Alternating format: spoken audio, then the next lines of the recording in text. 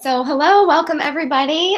So many familiar faces. And if you don't already know us, I'm Nicole Pfister and that was Carla Wood. We'll be here with you for the next a little less than an hour. And today is Intro to Google Classroom. Feel free to take a picture or a screenshot of our contact information. You can contact us anytime. Of course, you can contact your own ITRT anytime as well. But reach out to us if you have any questions as you start to interact with Google Classroom and you start to give it a try. We're absolutely here for you. So our emails are right there on the screen for you. If you do not have Twitter, create an account. Even if you feel like you are not a tweeter, you don't have to tweet. Check out Twitter. There are so many great resources on there for you. You could just be a watcher on Twitter. So our handles are there at the bottom for you. Also, the RVA ITRTs have a Twitter handle. It's at RVA ITRTs. So check that out as well. But again, we are here for you. We're here for you as you attempt this distance learning, as your students start the summer learning program with RPS this summer, if you're involved with that at all. And then, of course, as the school year begins. So reach out to us, reach out to your ITRTs as well. We're here to help. So as we go on, we are going to kind of jump right into it. This is our agenda for today. So whether you are completely new to Google Classroom or whether you've tried it out in a PD setting, maybe a book club, it doesn't matter where your starting point today. You are going to walk away hopefully feeling comfortable with basic navigation and sort of just the beginning functionality of Google Classroom. We're just going to kind of get started today. We do have a Google Classroom Part 2, and it is after this today, starting at 1 o'clock. So if you'd like to join us for that, that gets a little bit more into Google Classroom and talks all about creating assignments. So we'd love to have you for that as well. But agenda for today, we're going to start talking about how do we even access Google Classroom? How do we get there? Once we're in, getting started, we'll talk about your classes. If you are a teacher that has Aspen and you already have those pre-generated classes in Aspen, how do we have classes in Google Classroom? If you don't, that's perfectly fine too. How do you get classes in Google Classroom? We'll then talk about your students. Where do you find them? And if you don't have Aspen generated classrooms, how do you get them? We'll then talk about creating posts. We are going to spend the majority of our time together on what's called the stream, and which is really your landing page in your Google Classroom today. And then we will focus on the basic navigation and settings of Google Classroom. All right, so let's get started. Oh, you can't see my screen. Thank you, Carla. I think I saw at the beginning that it looked like somebody else might have clicked to share their screen. So let me see why you can't see my screen. It says that I'm sharing. Let's figure out why. Resume your presentation. Resume presenting.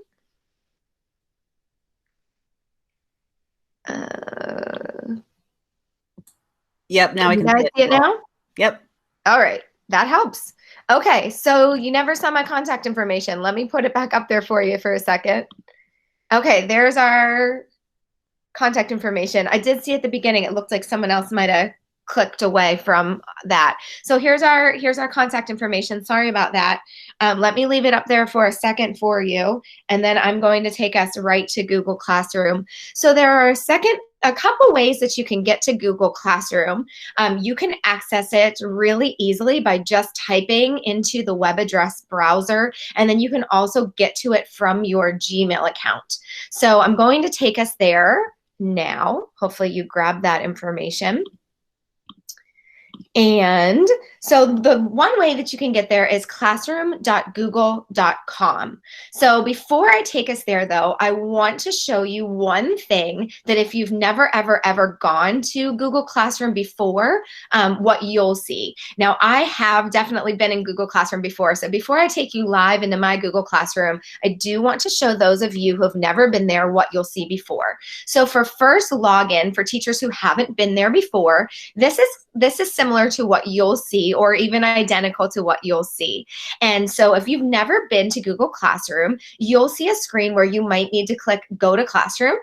And once you do that, you'll either have a pre-populated option to click on your @RVA Schools account and then click continue, or you might just need to pop in that email address for yourself.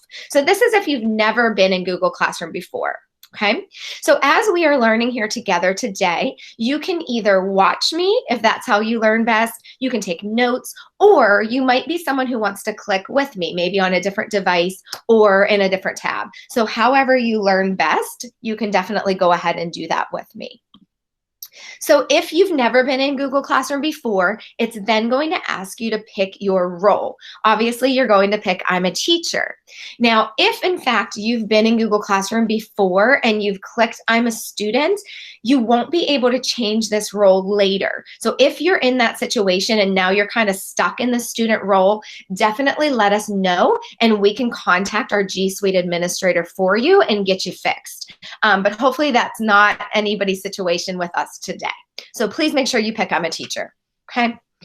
All right, so we're going to go ahead and go to Google Classroom now. Again, classroom.google.com. You can type that right into your web address bar. So I'm going to head live to my Google Classroom now. And then I'll show you another way to get there too. So once you go to Google Classroom, this is what you'll see.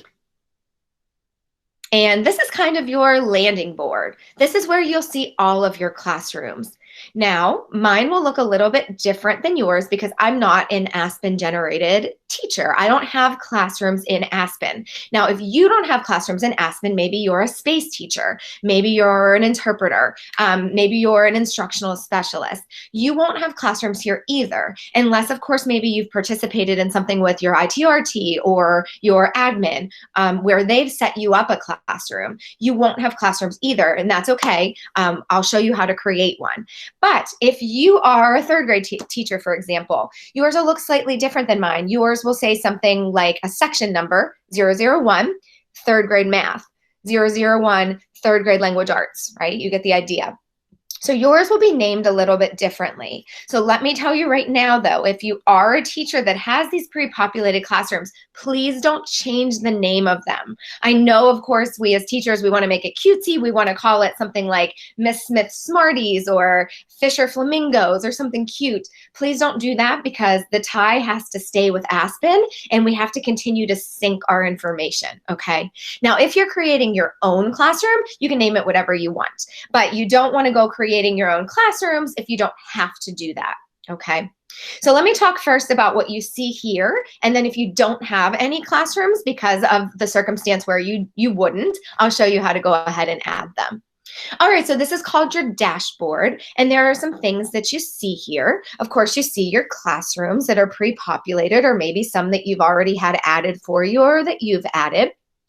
You see over here what's called your hamburger.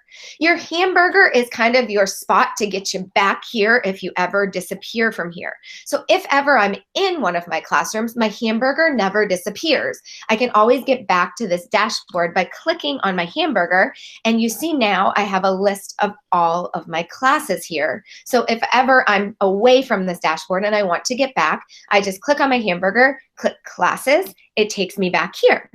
If ever I need to get to another class from somewhere else within Google Classroom, I click on that hamburger and I can get to all of my classes. I can even get to archived classes. Archived classes just means classes that are deleted from year to year, but they're not permanently deleted. They're just moved away from my main dashboard screen.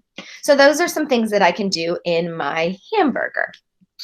Now I see all of my classes. There are some things I can do in each of my classes. I see this little squiggly arrow. The squiggly arrow gets me to my grade book. Something really great about Google Classroom is it does have its own grade book. Now, it's not synced with Aspen, but it's really helpful because once you learn more about Google Classroom and we start talking in detail about assignments, you'll see that some of the assignments can be graded automatically. We'd love that, right? As teachers, anything that's a time saver. So even though it's not synced with Aspen, it will grade and put it into the Google Classroom gradebook, and then we can easily look at the grades in this gradebook and then just transpose them into Aspen, okay? This folder is just what it looks like. It is a folder, but it's a folder in Google Drive. So every single one of my classrooms has a folder that pushes right into my Google Drive. You've probably never even noticed it before. This is great because it's sort of a backup. So once you really dive deeper into Google Classroom, you'll see that everything will duplicate into your Google Drive. Once you start creating assignments for your students, all of those assignments pop right into your Google Drive. So those are some things that you'll see. Another thing that's really cool about this dashboard is that you can move your classrooms around. So maybe I don't use this class at all. I can just drag it right down here. This is one I use all the time. Put it right at the front. So you can just click and drag your classes and move them where you'd like them to be on your dashboard. So that's sort of basic navigation. Now, for those of you that don't have any classes, you can quickly create one. You head right up here to the plus sign and click Create Class. Simple as that. Now you just give it a name. You can name it whatever you'd like. So maybe you'd name it Math Period 1. You don't have to fill out the rest of this information unless you'd like to do that, and then you click Create. Easy as that. As soon as it does that, my internet seems to be a little bit slow today, it'll populate right here into your dashboard for you. It'll automatically go to the left side and it puts you right into your classroom. Now remember, if I don't want to be in here, I always can click back on my hamburger and I click classes and it takes me back to my dashboard. So now I see all my classes again. I see that one that I just created. So those of you that don't have classes, that's what you're going to want to do.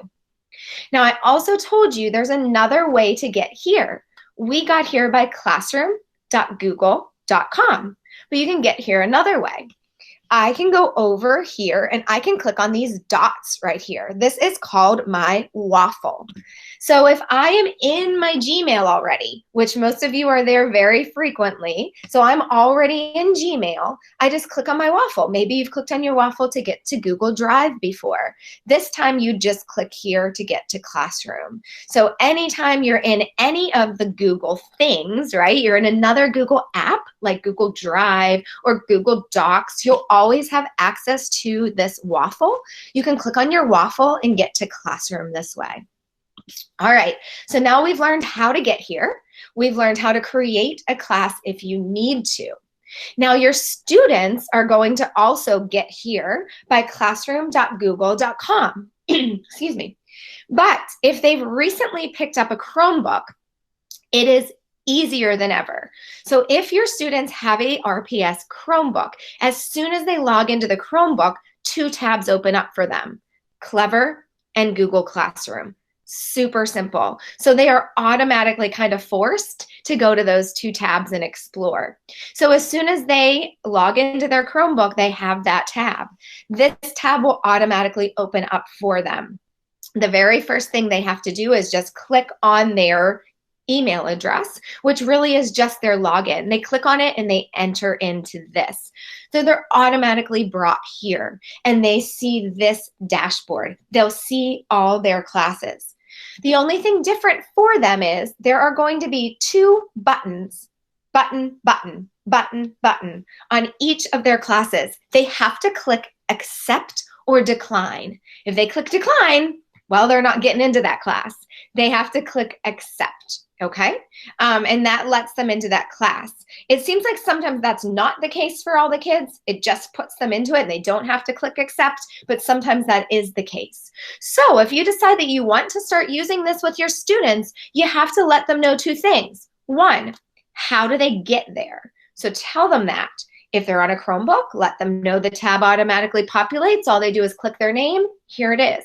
If they're not on a Chromebook, they're going to go to classroom.google.com on any laptop, but they can get to it from a phone or a tablet as well. They just need the Google Classroom app. And then they're going to go ahead and click here to get it, okay? They will automatically see these classes because they are in your class. Now, those of you who are not Aspen-generated classes, so now we're talking about the specialists, the space teachers, the interpreters, the instructional specialists, all the extra people, right? You've created a class. you're going to have your students join your class. We'll talk about that in a minute, okay? Because your students won't see your class automatically. So we'll talk about that in just a second. But now let's dive into our classroom. Let's go ahead and get into that classroom. So I'm going to take us into one of my classrooms. All you do is click on this link. It's going to take you right into your classroom, and this page that you see is called the stream. This sort of looks a little bit like Facebook in the fact that you can post things right here in the stream, so can your students. So your students can post to you, they can post on the stream, and you can post to them. So I'll explain how this works, okay? All right, so here is where you can share some stuff with your class. It can be as basic as just a post. Welcome to our class. Hey, so glad you're here today. Today we're going to do this. But you can also add some extra stuff here in the stream. There are other top tabs here: classwork, people, and grades. If you decide to join our part 2, we will focus all on classwork, okay? Before we get into the stream, though, I do want to take us to the people top tab. We're going to talk about your students now. How do I have students? And if I added a class, how do I get students?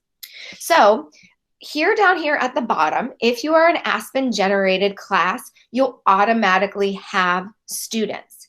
If you don't have students, if your students are wrong, you need to contact your ITRT. We will escalate it up to our G Suite administrator and get it fixed for you, okay? So don't do anything on your own to fix it. That's if you're an Aspen generated teacher, so any of our regular gen ed teachers in elementary, middle, and high. But you will see that your students are automatically populated here. Okay, you don't want to add any on your own or fix this yourself, but it should be populated correctly because of Aspen. So you'll see all of your students here. If you are not one of those teachers, you can add students on your own by simply clicking this add button. And you can invite your students. So here you will simply type a student's name and the directory of all the RPS students will populate. You can search for them by name or by student ID number, and then you'll simply click invite. Again, though, you'll need to let them know that you've invited them or they'll have no idea. And then your class will appear on that dashboard that we just spent a bunch of time on. That's one way to invite students. Another way is if I go back to my main page here, there is a class code. You can provide your students with this class code, and when they get to their main dashboard of Google Classroom, instead of creating a class here, they'll click Join Class, and they'll type in the class code that you gave them.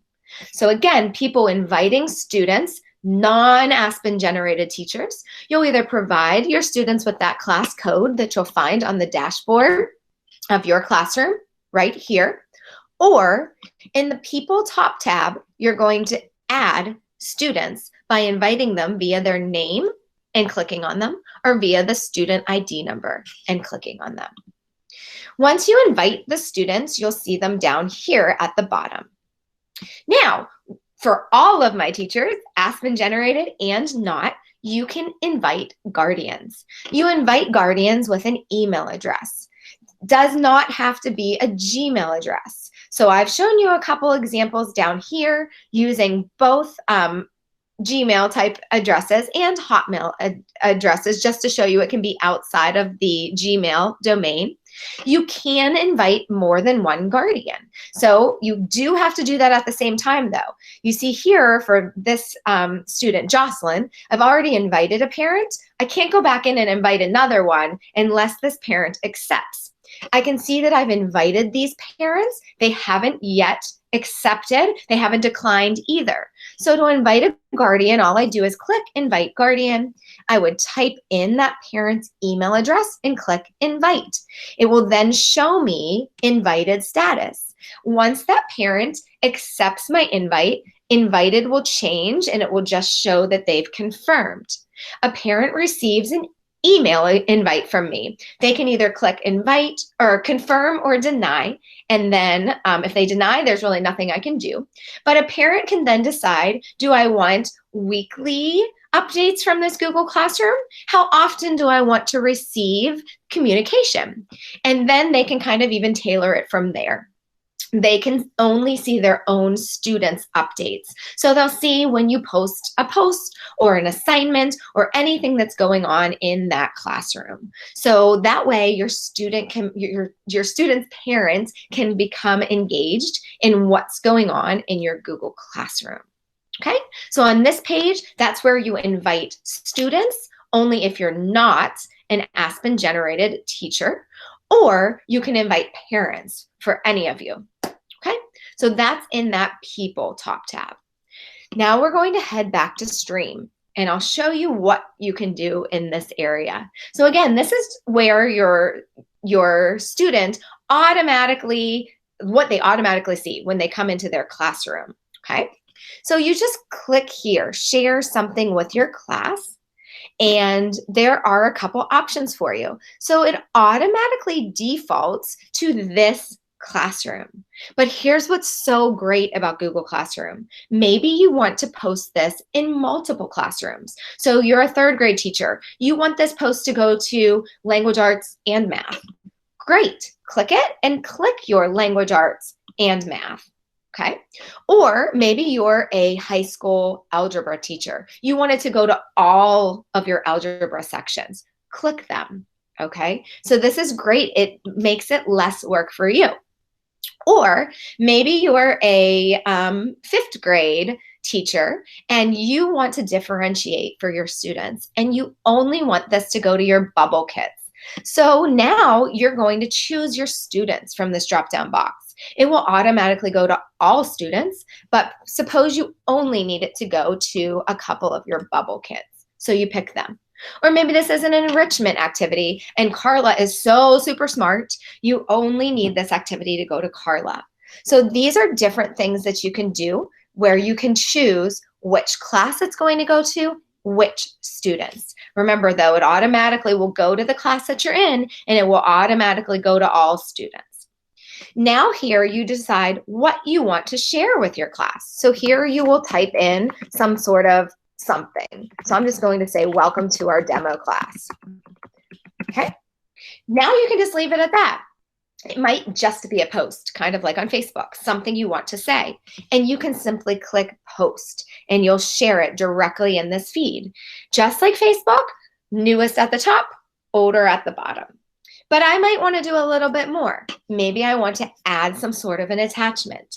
There are always 4 options for me here. I can add something from my Google Drive. I can add a link. I can add a file from my computer, or I can even add a YouTube video.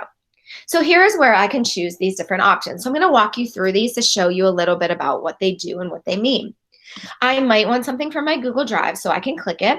Google Drive is going to pop up for me. I can search based on what I've most recently used. I can come up here and I can search by title. I have all these different tab options at the top. So just like my Google Drive, I have all the search capabilities here.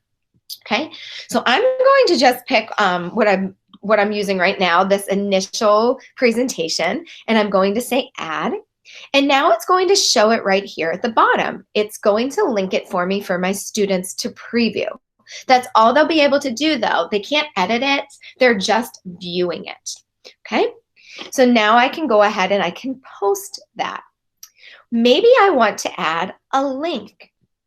Now, especially if you are a K-1-2 teacher, you know how long it takes our babies to all get to the same link, right? We walk around to all the laptops. We try to tell them how to get to this link. It could take upwards of 10, even 15 minutes to get all of our kids to the same link.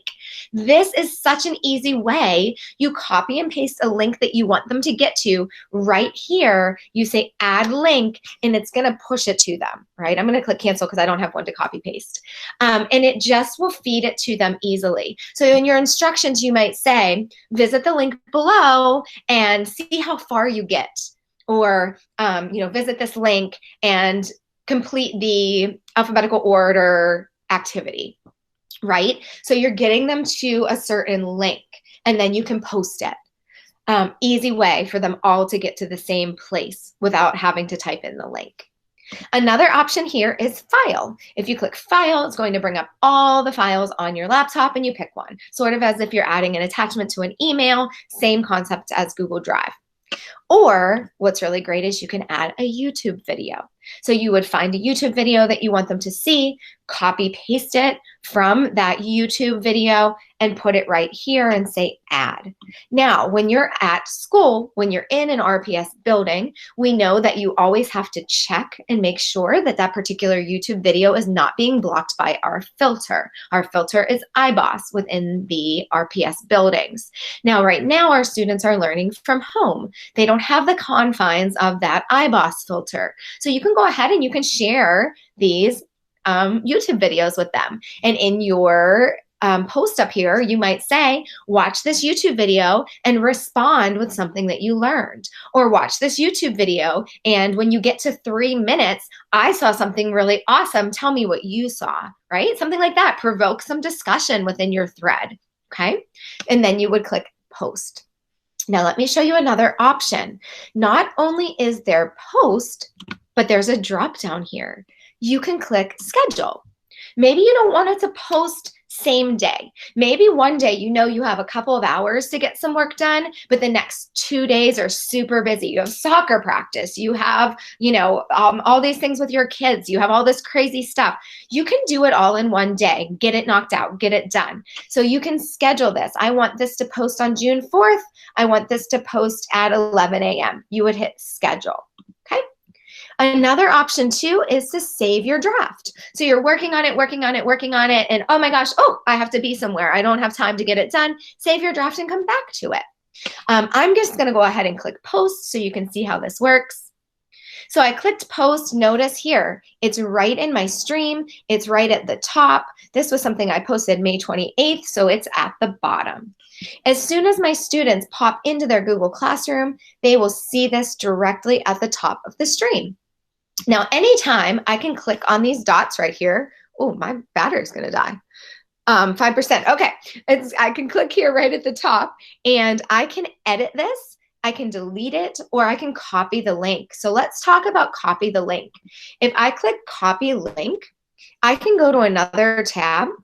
I can paste my link and I can share this link with anybody in my Google Classroom. They can now get directly to this without having to go into Google Classroom. So maybe I could email this link directly to a parent and say, hey, this is the assignment that your student didn't do yet, or hey, this is the post I was telling you about. It takes you right there. So if you ever need somebody to get to something quickly or directly, this is where they're going to go to, okay? So another way to kind of share something quickly and easily. All right, so that is your stream. Those are the things that your students are going to be able to interact with. Now, I told you a little bit earlier that your students can go ahead and they can access all of this stuff easily and quickly as well. So that means your students can start to post and start to talk in here too.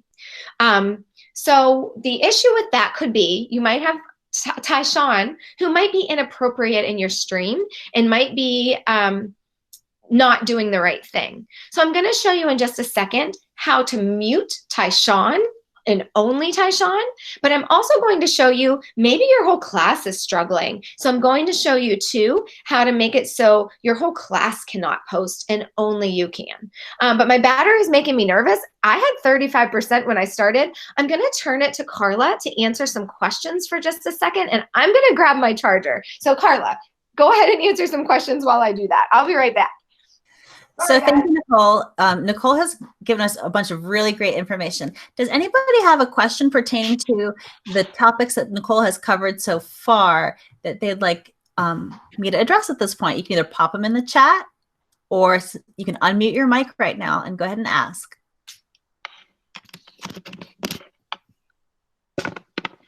Okay, I have John asking, if you already have a contact list with Google emails, can you invite through that, or do you type each address in the classroom? So if you're inviting parents, you're going to have to attach each parent to the specific child. So Johnny's next to Johnny's parent name, next to Johnny's name, you're going to have to click invite and then paste the parent's email in there. So that parent is only attached and can only see Johnny's information and report. As far as a Google list with email, that's what I'm thinking you mean by invitations that way. Does that, John, is that what you were asking?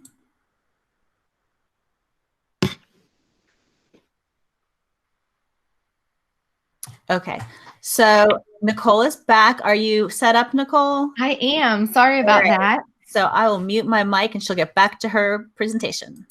Sorry, everybody. Okay, so let me go ahead and show you what I was just talking about with the students and if you do need to mute students in your stream. So we are actually going to head to, I showed you everything in Stream that you need to know in terms of posting. So we're going to head now to our what's called our cogwheel here. And there are some settings in here to show you. So this one that you see first, class details, it might look a little familiar. It's what I showed you if you needed to create a class. And here is where you can add some things here to a class that you've created. Again, if you already have a pre-populated Aspen class, you're not going to change anything here, okay? But general is where you are going to do that changing of the stream. So here where it says stream, right now it says students can post and comment. That is automatically the case. We do want to have our students engage and converse and talk. So you want to set the expectation up front and talk to them about the expectations and how they are supposed to talk to each other. But if you're struggling and if your class is not doing well with that, there's a drop-down box here. You can make it so students can only comment. That means they can still talk back and forth to each other, but they can't do full-fledged posts like I just showed you. Maybe that's still not okay for your class. You can change it so only teachers can post or comment. That means only you, and if you have a co-teacher. And I am going to show you how to add a co-teacher too in just a minute. Okay, there are some other important things here in general that I'll show you, and then I'll show you how to just mute one student in a second.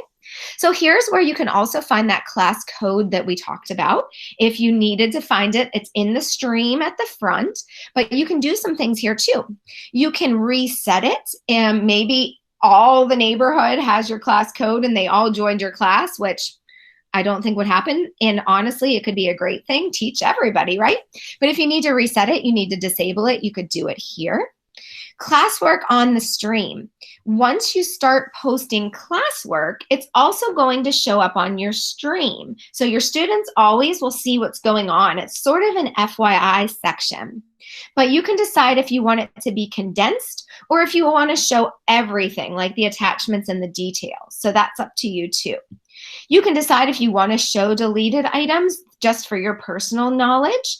And then these are guardian summaries. This is more for when you invite your parents, and I'll let you play with that to see what the guardian summaries will look like. Now, also at the top of your page in your stream, you can enable a Google Meet link.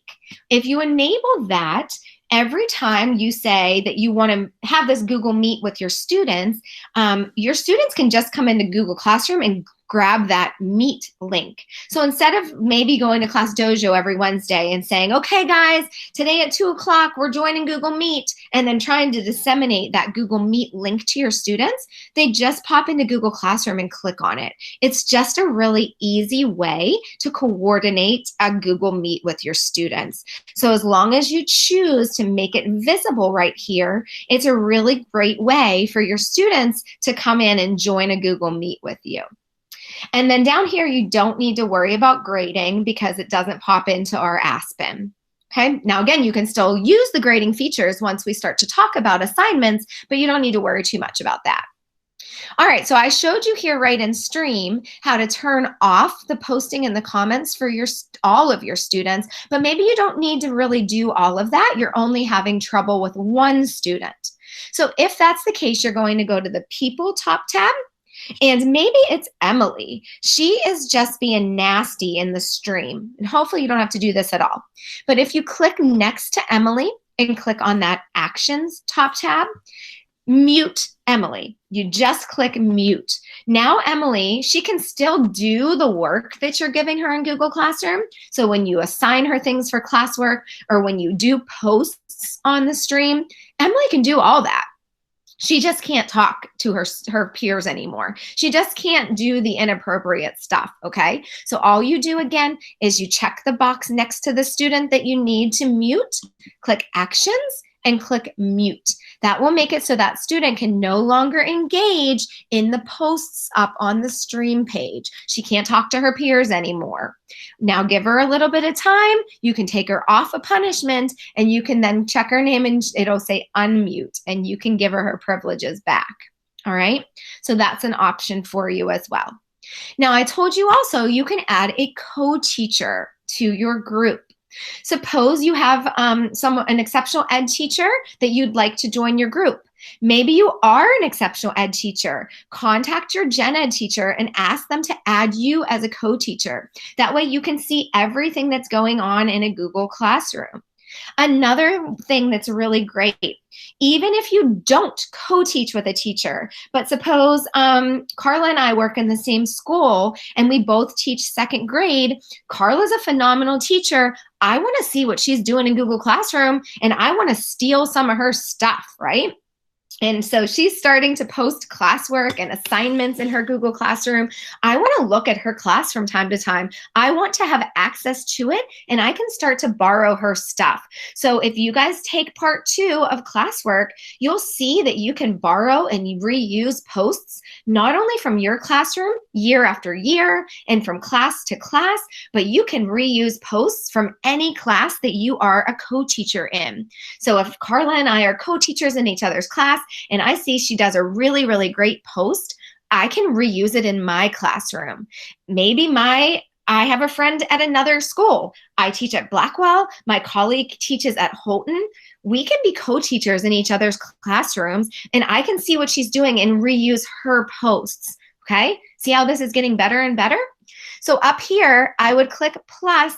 I would search for my co-teacher, right? My teacher friend up here by her name or by her email, and I would then just click invite. What would happen is when I go back to my hamburger and I click classes, I would now see that teacher's class and I would click accept. She would see mine. She would click accept. We can now see each other's stuff. Same as if I walked next door into her classroom and said, hey, can I borrow this worksheet? Now I'm saying, hey, can I borrow this post in Google Classroom? Okay. All right. So I have now shown you everything that you need to know in Stream. I've shown you everything that you need to know about adding co-teachers, adding students, right? Now, your students, if you aren't a regular teacher role, maybe you're a Title I specialist, or maybe you're an instructional specialist and you don't have students per se, you can add teachers as students. So, for example, Carla and I, when we do professional development, we add teachers down here in students. Teachers can also have the role of a student in a Google Classroom, okay?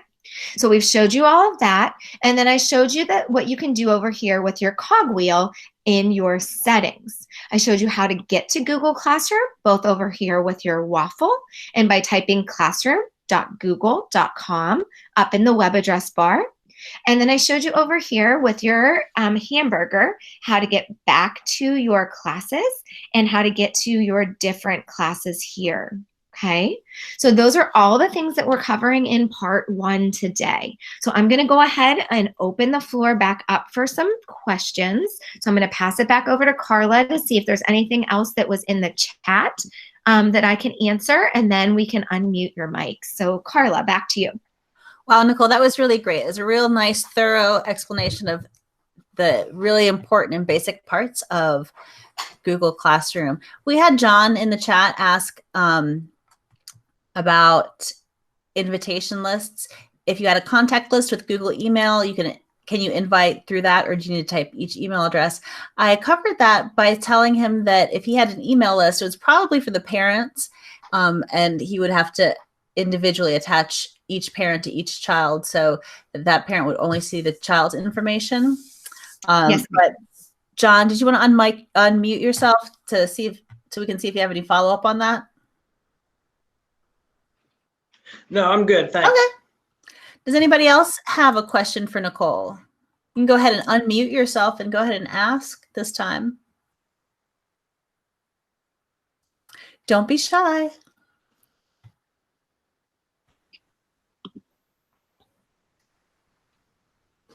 Ms. Motley, did you have a question? Yes. How can I join the part 2? Okay, so I will pop the link in the chat for the part 2 sign up. Okay, thank you. Great question. So yes, if you are interested, please feel free. Carla will pop that link in. You can definitely go ahead and sign up. It will start at 1 o'clock today. So just make sure if you could sign up at ASAP so that we can make sure we get you the Google Meet link in time. But yes, please join us. Question. We are hoping to offer it again. We've been offering it the last couple of weeks. And I don't want to say a definitive yes. We might be offering one more week of PDs coming up, but we have not decided for sure. But we will hopefully, again, not definitively, but hopefully have a recorded session of the next one that we will be popping up on RPS Tech. So look for that. While you guys are thinking of your questions, and I do see there's another in the chat, so I'll address it in just a second. Please do check out RPS Tech if you haven't already. We have here in the Learning at Home resources for teachers, not only the list of the live webinars that we've been doing for the last 8 weeks, but we have a ton of webinars that are coming from other specialists that aren't in the district, but kind of the ed tech gurus. But we have a lot of featured sessions and different things like that. We also have a list of curated lists per day and time of different things that you can find. And most importantly, I guess none of it's most importantly, but we've been providing and creating different videos, and some are us, some are not us, but videos and things that you can click on down here.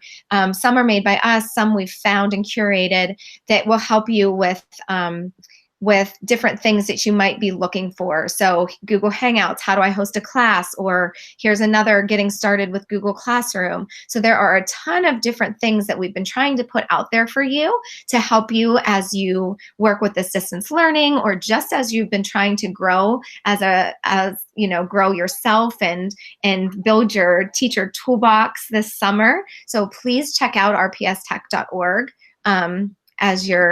and Ms. Holman, thank you as a principal that this was helpful to you. I appreciate that.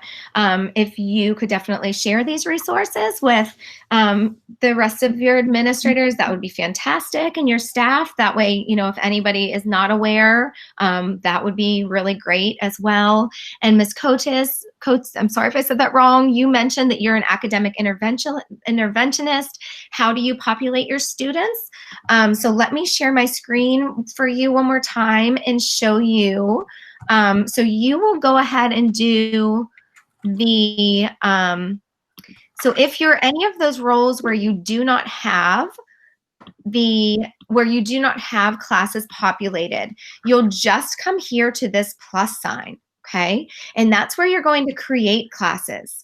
So you want to do that based on what works best for you and what students you're supporting. So maybe right now you only want to create one class and invite all your students into it. And maybe that would work best for you now and how you're supporting students over the summer. Or maybe you want to break it down further and do one for kindergarten, one for first grade. You'll have to wrap your head around that and decide what is going to work best for you. But regardless of how you decide to do that, once you create that group or those groups, you'll head into that group. And here's what you'll have to decide next. How am I going to best disseminate this to those students? Do I want to reach out to the parents and give them this class code and tell them how to go to Google Classroom?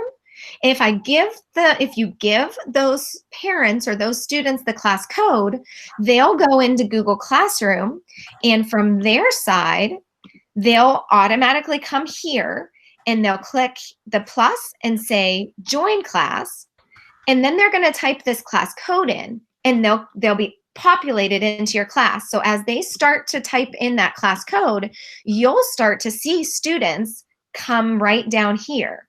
So that's one way. Create your class, reach out to the parents and give them a class code. That's one option, okay? If you decide to do it that way, that's fantastic. There's no better way. You know your students, you know your parents. Now, otherwise, if you don't do it the class code way, you'll come here to people and you're going to add your students this way. You're going to type in each one of your students that belongs in your group. Okay, so whatever students you have for those groups, you'll type them here. Now, you still have to reach out because your students aren't going to know. It's just putting them into your group. You still then have to reach out and say, hey, I'm now going to use Google Classroom for my intervention with you. Now, this is what you have to do. You have to go to Google Classroom. If you have a Chromebook, you're going to see a tab. Click there. If you don't, you have to go to classroom.google.com. And when you get there, you're going to see this class that I created for you, and then you go to it. Okay?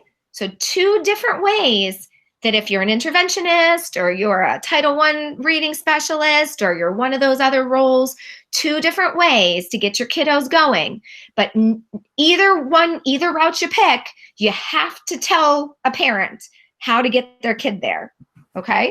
I hope that answers your question.